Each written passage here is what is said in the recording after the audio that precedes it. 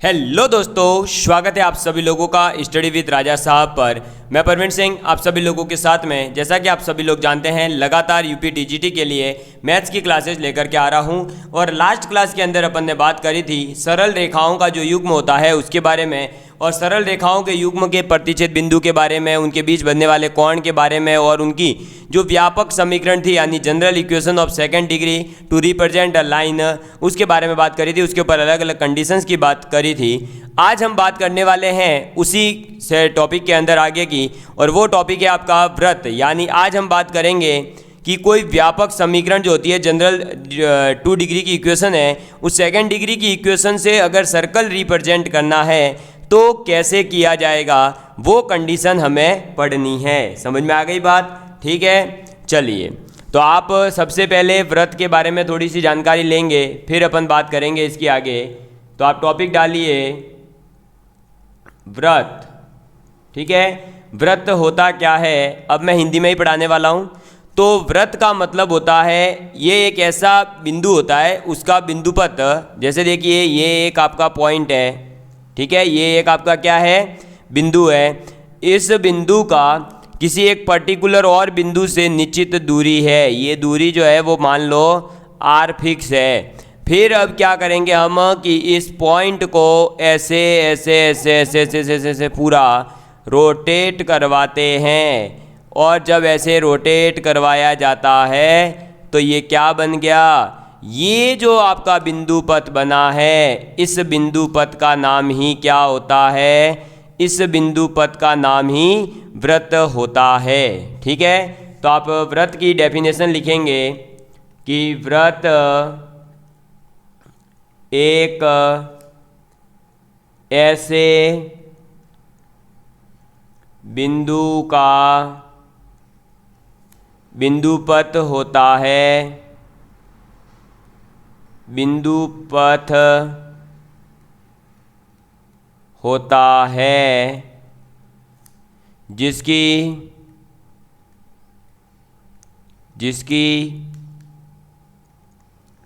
एक स्थिर बिंदु से, कोई भी एक स्थिर बिंदु होगा, उस स्थिर बिंदु से, जो कि यहाँ पर है, ये रहा स्थिर बिंदु। ठीक है, ये क्या है, स्थिर बिंदु है। और ये अपना क्या है, एक हम कह सकते हैं ऐसा बिंदु है जो मूव करने वाला है, घूमने वाला है। तो एक स्थिर बिंदु से दूरी सदैव समान यानी इक्वल रहती है। ठीक है, क्या होती है, समान रहती है। तो व्रत का मतलब क्या है कि एक बिंदु से, या हम कह सकते हैं कि एक बिंदु का ऐसा बिंदु पथ जिसकी एक पर्टिकुलर बिंदु से क्या रहेगी, दूरी जो है वो सदैव समान रहेगी, और फिर वो जो है घुमाया जाता है, तब आपका जो बिंदु पथ बनेगा उसे हम कहेंगे व्रत। इस व्रत के अंदर जो आपका ये स्थिर बिंदु है, इस स्थिर बिंदु को ही फिर क्या नाम दे रहे हैं हम, इस व्रत का केंद्र कहते हैं। ये जो स्थिर दूरी होती है, इस दूरी को हम क्या कहते हैं, त्रिज्या कहते हैं। क्या कहते हैं, व्रत की त्रिज्या कहते हैं। और जो स्थिर बिंदु है उसे हम व्रत का केंद्र कहते हैं। ठीक है, चलिए अब आप इसकी जो है व्रत की अलग अलग समीकरण लिखेंगे। तो आप लिखिए, सबसे पहला इसका केंद्रीय रूप होता है। क्या होता है इसका, एक सबसे पहले आपको लिखना है केंद्रीय रूप। केंद्रीय रूप का मतलब है सेंट्रल फॉर्म, और सेंट्रल फॉर्म का मतलब है x minus Y, X minus H का square plus y minus K का स्क्वायर बराबर a स्क्वायर। समझ में आ गई बात? क्लियर है? जहाँ पर आपको बता दूँ दोस्तों, ये जो हमारा h और ये k है, ये किसको रिप्रेजेंट करेगा, व्रत के केंद्र को। और ये जो a स्क्वायर है, इसके अंदर जो a होगा वो आपके क्या होगी, व्रत की त्रिज्या होगी। समझ में आ गई बात?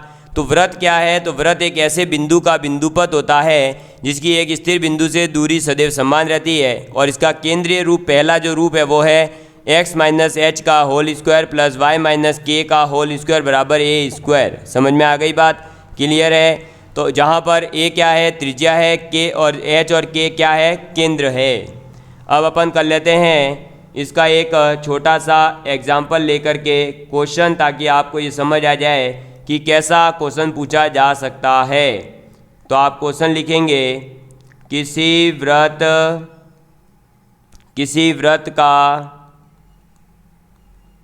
केंद्र यानी किसी भी व्रत का सेंटर जो दे रखा है वो मान लीजिए 1,-2 है, तथा उसकी जो त्रिज्या है यानी जो आर है वो कितना है, तो त्रिज्या है 5 हो, तो उसका समीकरण क्या होगा, उसका समीकरण होगा।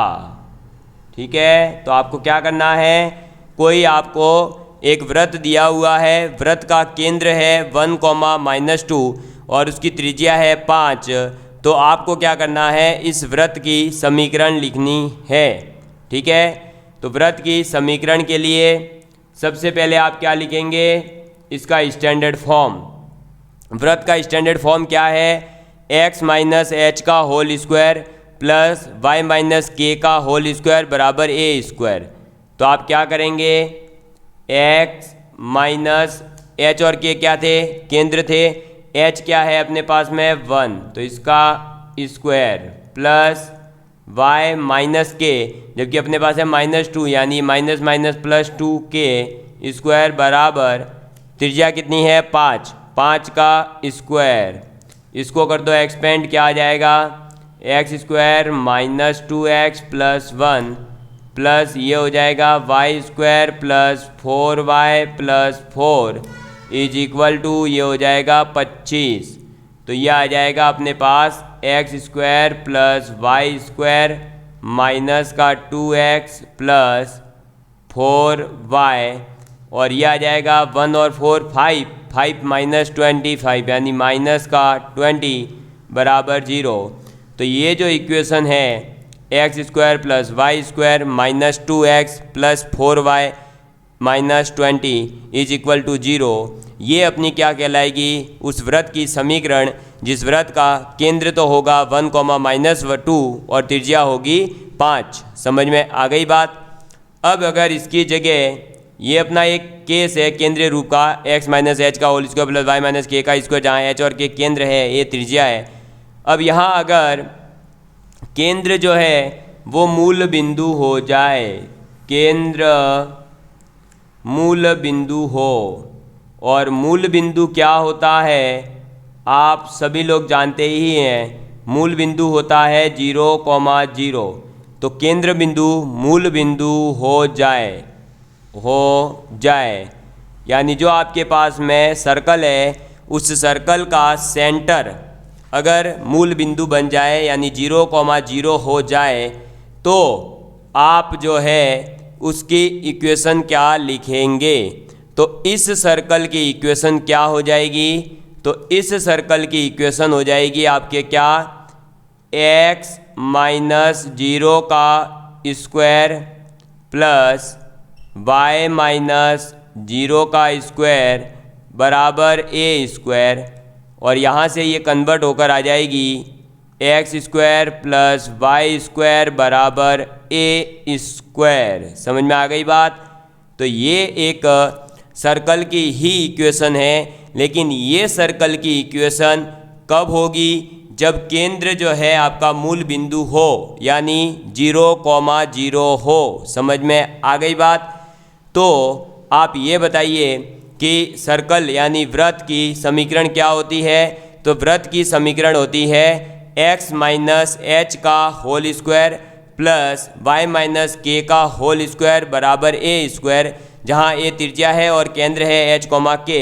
अगर h और k दोनों 0,0 हो जाए तो हो जाएगी equation X square plus Y square बराबर ए स्क्वायर। समझ में आ गई बात? क्लियर है? तो ये आपको याद रखना है। नेक्स्ट इसकी थर्ड इक्वेशन और आ जाती है, और वो थर्ड इक्वेशन क्या आ जाएगी दोस्तों, तो आप लिखेंगे व्यापक समीकरण क्या लिखोगे? व्यापक समीकरण, यानी कि वृत्त की जनरल अगर इक्वेशन कोई पूछ रहा है तो आप क्या कहोगे? तो वृत्त की जो व्यापक समीकरण होती है वो क्या होती है? वो होती है X square plus Y square plus 2gx plus 2fy plus C बराबर 0। तो जो ये इक्वेशन दिख रही है ना आपको, X square plus Y square plus 2gx plus 2fy plus C is equal to 0, ये एक आपकी क्या है? जनरल इक्वेशन है। किसकी? वृत्त की व्यापक समीकरण है। ठीक है, अगर इस टाइप की इक्वेशन दे रखी है तो इसका जो केंद्र होगा इस समीकरण में, आपको केंद्र में क्या ढूंढना है। और अगर इसी समीकरण से त्रिज्या पूछ ली जाए वृत्त की तो आप क्या कहेंगे वो मैं आपको बता देता हूँ। केंद्र क्या होगा? तो केंद्र होगा -g, -f। इसका मतलब हुआ x और y का जो कोफिशिएंट है उसका आधा कर दो। समझ में आ गई बात? क्या करोगे? x और y जो है उसका कोफिशिएंट का आधा कर दोगे। तो आप क्या करोगे? x और y का जो कोफिशिएंट है उसका आधा कर दोगे और माइनस साइन लगा दोगे तो आपको केंद्र मिल जाएगा। त्रिज्या अगर पूछ रहा है तो आप क्या करोगे? g का स्क्वायर प्लस f का स्क्वायर, यानी उसके केंद्र के x और y कोऑर्डिनेट का स्क्वायर कर दोगे, माइनस c कर दोगे, तो आपको पता चल जाएगा कि जो ये वृत्त दे रखा था इस वृत्त की जो आपके केंद्र और त्रिज्या क्या क्या होंगे। ठीक है, अब यहाँ पर वृत्त के ऊपर 3 टाइप है। पहला वृत्त का टाइप आ जाता है वास्तविक वृत्त। ठीक है, फिर दूसरा टाइप आ जाता है बिंदु वृत्त और तीसरा आ जाता है काल्पनिक वृत्त। ठीक है, पहला टाइप क्या है? वास्तविक वृत्त, दूसरा है बिंदु वृत्त और तीसरा है काल्पनिक वृत्त, यानी real circle, point circle and imaginary circle. ये कब कब होंगे? तो अगर आपका G square plus F square greater than है सी तो आप कहोगे कि ये एक वास्तविक सर्कल है, यानी ये सर्कल एग्जिस्ट करेगा। एफ स्क्वायर प्लस जी स्क्वायर बराबर है अगर सी के, इसका मतलब ये केवल एक पॉइंट है ऐसा बस। ठीक है, और अगर हो जाए G square plus F square less than C है, अगर लेस देन सी है इसका मतलब उसकी त्रिज्या नेगेटिव है या काल्पनिक आएगी, आयोटा में आएगी, तो आप काल्पनिक नंबर यानी कल्पना कर रहे हो, तो इसका मतलब ऐसा कोई वृत्त बन ही नहीं सकता। तो काल्पनिक वृत्त ही बनेगा जिसके अंदर कंडीशन क्या आ रही होगी? G square plus F square less than C आ रहा होगा। समझ में आ गई बात? क्लियर है? और आपको पता ही है कि ये जी किसको रिप्रेजेंट करेगा? एक्स एक्सिस को और एफ वाई एक्सिस को। क्लियर है आप लोगों के लिए? समझ में आ गई बात? अगर आपको ऐसा कहा जाता है, यहीं पर एक और कंडीशन लिख लीजिए कि ये समीकरण जो है वो क्या है? मूल बिंदु से जाता है या मूल बिंदु पर है, तो इसका मतलब सी 0 हो जाएगा। ठीक है, क्या बात आ गई? मूल बिंदु से जाता है, मूल बिंदुगामी है, आप लिख लो मूल बिंदुगामी।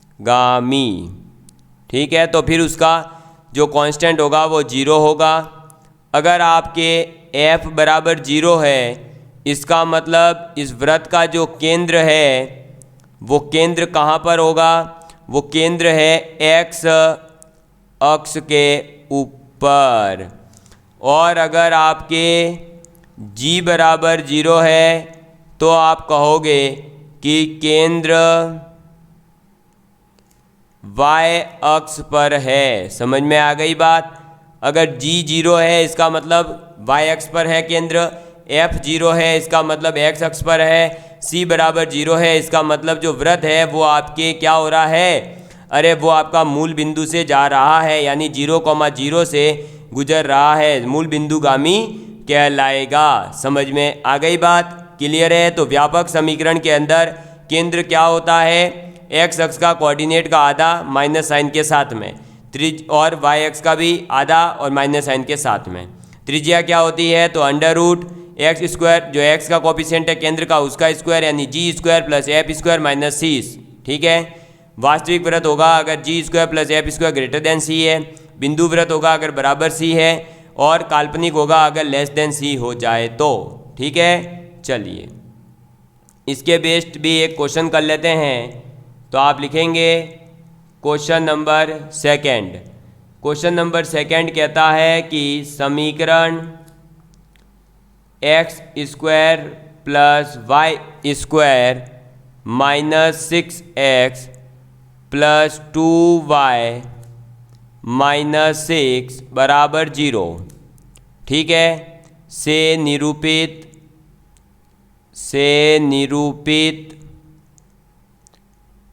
वृत्त का केंद्र व त्रिज्या बतानी है। ठीक है।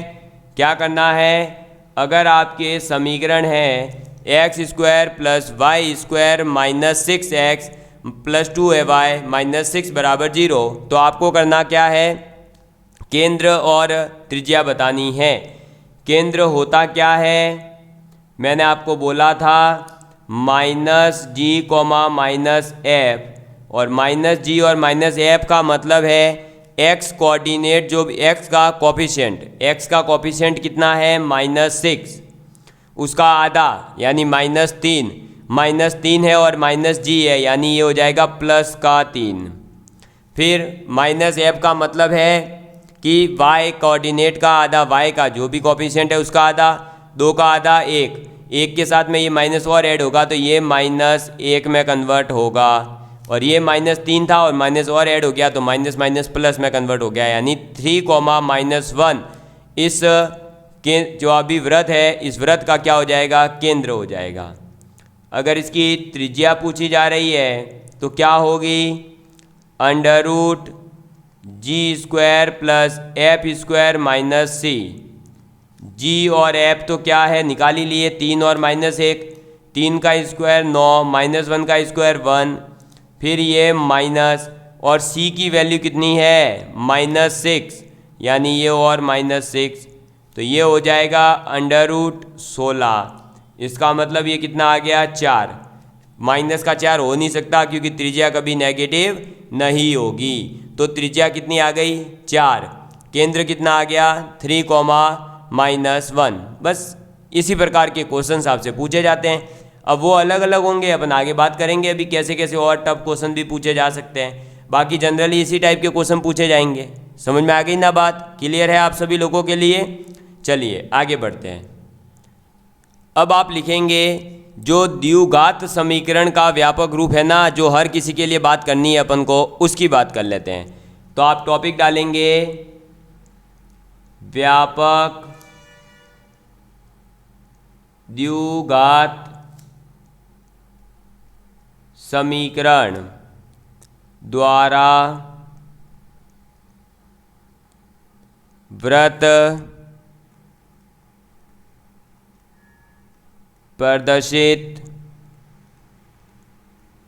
प्रदर्शित करने के लिए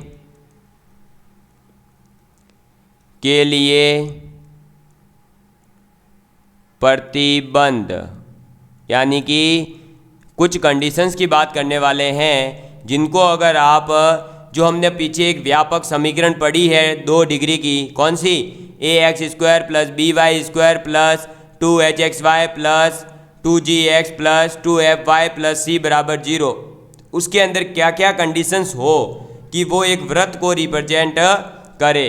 तो सबसे पहले तो द्विघात समीकरण कौन सी है? ये व्यापक वाली, तो वो लिख लो, वो होती है ax² plus by² plus 2hxy plus 2gx plus 2fy plus C बराबर 0। समझ में आ गई बात? क्लियर है? तो ये क्या है, दो चरों के अंदर एक व्यापक समीकरण है 2 डिग्री की, द्विघात समीकरण है ये, ठीक है, वो भी दो चरों के अंदर है x और y में। ये द्विघात समीकरण कैसे है ये मैंने बताया भी था कि आपको हाईएस्ट इसके अंदर जो पावर मिलेगी वो 2 मिलेगी। तो x की पावर 2, y की पावर 2, x y की पावर 1 1 होके 2 बन जाती है, इसीलिए इसे कहा जाता है होमोजीनियस इक्वेशन। समझ में आ गई बात? ये क्या है, एक व्यापक द्विघात समीकरण है। अब इसके अंदर ये अगर वृत्त को रिप्रेजेंट करेगी तो उसकी कंडीशंस है, शर्त। पहली क्या आ जाती है शर्त, कि आपका a और b बराबर होना चाहिए और वो दोनों कभी भी इक्वल टू 0 नहीं होने चाहिए। इसका मतलब क्या है कि एक्स स्क्वायर और वाई स्क्वायर जो आ रहे हैं उनके कोफिशिएंट, उनके गुणांक बराबर होने चाहिए। क्लियर है? फिर दूसरी कंडीशन क्या है, दूसरी कंडीशन है कि h बराबर 0 होना चाहिए। इसका मतलब क्या हुआ कि x और y का मल्टीप्लाई वाला पद जो है वो नहीं होना चाहिए, x y पद नहीं हो। क्लियर है? और एक्स स्क्वायर और वाई स्क्वायर का गुणांक भी बराबर हो, यानी a और b बराबर हो और h बराबर 0 हो, ताकि x और y का पद जो है वो नहीं आए। अगर ये दो कंडीशंस आपके ऐसी एक द्विघात समीकरण के ऊपर वैलिड हो रही है, इसका मतलब वो एक द्विघात समीकरण जो है किसको रिप्रेजेंट करेगी, एक वृत्त को रिप्रेजेंट करेगी। समझ में आ गई बात? क्लियर है? मैं अब आपको छोटे छोटे से कुछ क्वेश्चन करवा रहा हूँ, जिसमें आप पहला लिखेंगे क्वेश्चन फर्स्ट।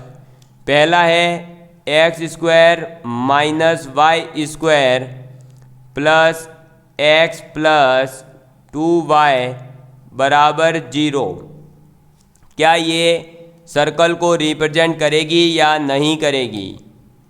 तो देखिए दोस्तों, क्या करोगे, a और b यानी x और y का कोफिशिएंट चेक करोगे तो 1 और क्या आ रहा है, -1। क्या 1 और -1 इक्वल है? नहीं। तो पहली ही शर्त यहाँ पर तो वैलिड नहीं है। इसका मतलब X square minus Y square plus X plus 2y कभी वृत्त को रिप्रेजेंट नहीं कर सकता। तो ये वृत्त नहीं है। क्या नहीं है? वृत्त नहीं है। क्लियर हो गया? समझ में आ गई बात? चलिए एक और करवा देते हैं आपको क्वेश्चन, छोटा सा ही। इसी प्रकार के क्वेश्चन पूछे जाएंगे, बस वो थ्योरी और लंबी होगी।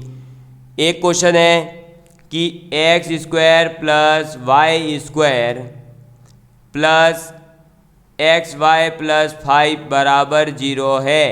क्या ये समीकरण एक वृत्त को रिप्रेजेंट करेगी?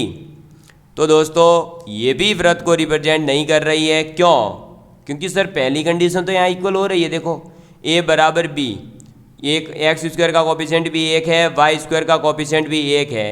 लेकिन दूसरी कंडीशन क्या थी कि आपका h बराबर 0 होना चाहिए, जबकि यहाँ पर देखोगे तो एक्स वाई आ रहा है, इसका मतलब h बराबर यहाँ पर तो 1 है, तो h बराबर तो 0 होना चाहिए था। एक्स वाई की पद जो है वो तो समीकरण में आनी ही नहीं चाहिए। अगर वो आ रही है तो वो वृत्त को रिप्रेजेंट कर ही नहीं सकती। समझ में आ गई बात? तो ये छोटे छोटे से कंडीशंस के माध्यम से आपसे क्वेश्चन पूछे जा सकते हैं।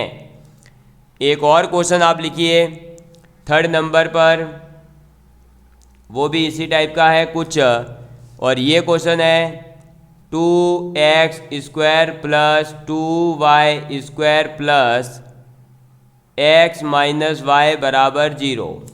ठीक है, इसके अंदर क्या हो जाएगा, देखिए पहली कंडीशन a बराबर b बराबर कितना है 2, तो ये तो वैलिड है।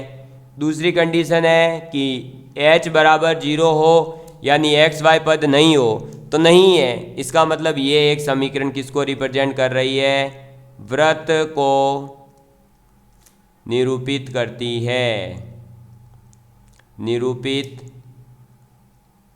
करती है। समझ में आ गई बात? क्लियर है आप सभी लोगों के लिए?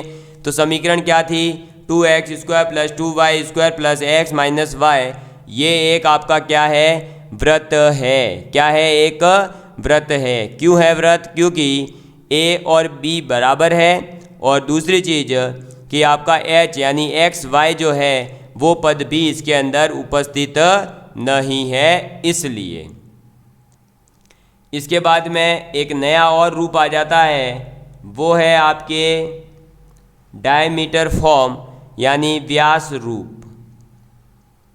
व्यास रूप के अंदर क्या होगा, तो दोस्तों आपके पास में मान लीजिए ये एक व्रत है, इस व्रत का ये एक व्यास है, इस व्यास के अंतिम बिंदु है, मतलब जो कोऑर्डिनेट्स हैं वो मान लो x1 y1 और x2 y2 है।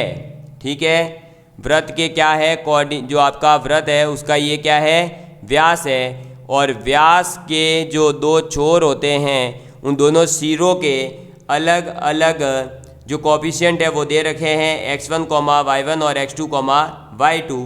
तो आप इस की जो समीकरण है व्रत की वो इन दो बिंदुओं से ही लिख पाएंगे। कैसे, तो वो हो जाएगी x माइनस x1 फिर गुणा x minus x2 plus y minus y1 गुणा y माइनस y2 बराबर 0।